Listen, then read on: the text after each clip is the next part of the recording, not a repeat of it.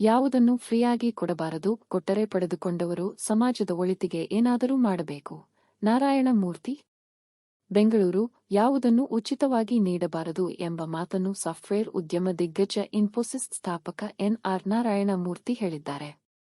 ಸರ್ಕಾರದ ಯೋಜನೆಗಳು, ಆಡಳಿತ, ಯುವಜನತೆ ಜೀವನ ವಿಧಾನ ಬಗ್ಗೆ ಅವರು ಈ ಹಿಂದೆಯೂ ಮುಕ್ತವಾಗಿ ಮಾತನಾಡಿದ್ದುಂಟು. ಹಲವು ಬಾರಿ ಅವರ ಹೇಳಿಕೆಗಳು ಟ್ರೋಲ್ ಆಗಿವೆ.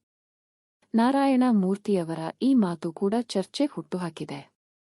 ಬೆಂಗಳೂರಿನಲ್ಲಿ ನಿನ್ನೆ ಆರಂಭಗೊಂಡ ಟೆಕ್ ಶೃಂಗಸಭೆಯಲ್ಲಿ ಸಂವಾದದಲ್ಲಿ ಭಾಗವಹಿಸಿ ಮಾತನಾಡಿದ ಅವರು, ಸರ್ಕಾರದಿಂದ ಒದಗಿಸುವ ಸೇವೆಗಳು ಮತ್ತು ಸಬ್ಸಿಡಿಗಳಿಗೆ ಖಂಡಿತ ನನ್ನ ವಿರೋಧವಿಲ್ಲ. ಆದರೆ ಅದನ್ನು ಉಚಿತವಾಗಿ ಪಡೆದುಕೊಂಡವರು ಸಮಾಜಕ್ಕೆ ಉಪಕಾರವಾಗುವಂತೆ ಕೆಲಸ ಮಾಡಿ ಹಿಂತಿರುಗಿ ಕೊಡಬೇಕು. ಆಗ ಉಚಿತ ಉಡುಗೊರೆಗಳಿಗೆ ಅರ್ಥ ಸಿಗುತ್ತದೆ ಎಂದಿದ್ದಾರೆ. ಭಾರತದಂತಹ ಬಡ ದೇಶವು ಸಮೃದ್ಧ ರಾಷ್ಟ್ರವಾಗಿ ಬೆಳೆಯಲು ಸಹಾನುಭೂತಿಯ ಬಂಡವಾಳಶಾಹಿಯೇ ಏಕೈಕ ಪರಿಹಾರವಾಗಿದೆ ಎಂದು ಸಹ ನುಡಿದರು. ನೀವು ಜನತೆಗೆ ಒಂದು ಸೇವೆ ಸಬ್ಸಿಡಿಗಳನ್ನು ಒದಗಿಸಿದಾಗ ಅದರಿಂದ ಅವರು ಏನನ್ನಾದರೂ ಮಾಡಲು ಸಿದ್ಧರಾಗಿರಬೇಕು. ಉದಾಹರಣೆಗೆ, ನೀವು ಉಚಿತ ವಿದ್ಯುತ್ ನೀಡುತ್ತೇವೆ ಎಂದಾಗ ಪ್ರಾಥಮಿಕ ಶಾಲೆಗಳು ಮತ್ತು ಮಾಧ್ಯಮಿಕ ಶಾಲೆಗಳಲ್ಲಿ 20% ಹಾಜರಾತಿ ಹೆಚ್ಚಾಗಬೇಕು. ಅಂದರೆ ಉಚಿತದ ಪ್ರಯೋಜನ ಜನತೆಗೆ ಸಿಕ್ಕಿ ಅದರಿಂದ ಅವರು ಹೊಸದನ್ನು ಸಾಧಿಸಬೇಕು, ಕಲಿಯಬೇಕು, ಬೆಳೆಯಬೇಕು, ಜನರ ಜೀವನ ಮಟ್ಟ ಸುಧಾರಣೆಯಾಗಬೇಕು. ಹಾಗಾದರೆ ಮಾತ್ರ ಸರ್ಕಾರದ ಉಚಿತ ಯೋಜನೆಗಳು ಪ್ರಯೋಜನಕಾರಿಯಾಗುತ್ತದೆ ಎನ್ನುತ್ತಾರೆ. ನಾನು ಬಡತನದ ಹಿನ್ನೆಲೆಯಿಂದ ಬಂದವನು. ಉಚಿತ ಸಬ್ಸಿಡಿಗಳು ಬಡವರಿಗೆ ಉಪಕಾರವಾಗುತ್ತದೆ ಎಂದು ನನಗೆ ಗೊತ್ತು. ಆದರೆ ಉಚಿತ ಕೊಡುಗೆಗಳನ್ನು ಪಡೆದ ಜನರಲ್ಲಿ ದೊಡ್ಡ ಜವಾಬ್ದಾರಿಗಳಿರುತ್ತವೆ. ಉಚಿತ ಸೇವೆ ಪಡೆದವರು ಹಿಂತಿರುಗಿ ಸಮಾಜಕ್ಕೆ ಏನನ್ನಾದರೂ ಕೊಡಬೇಕು.